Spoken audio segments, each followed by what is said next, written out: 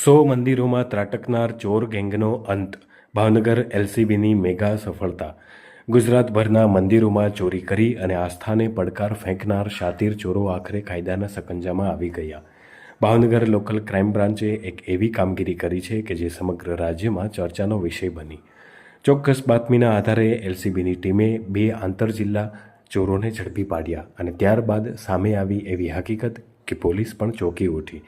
આરોપીએ માત્ર 1 કે 2 નહીં પરંતુ ગુજરાતભરના અલગ અલગ જિલ્લાઓમાં આવેલા લગભગ 100 જેટલા મંદિરોમાં ચોરી કર્યાની કબૂલાત આપી છે.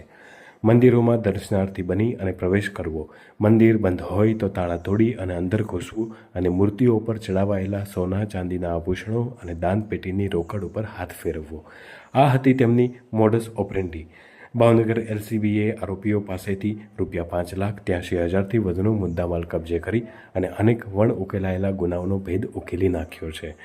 ભાવનગર રેન્જ આઈજી રાજેન્દ્ર અસારી અને પોલીસ અધિક્ષક નીતેશ પાંડેના માર્ગદર્શન હેઠળ એલસીબીના પીઆઈ મયુરધ્વજસિંહ સરવૈયા અને તેમની ટીમે આ ઐતિહાસિક સફળતા હાંસલ કરી છે.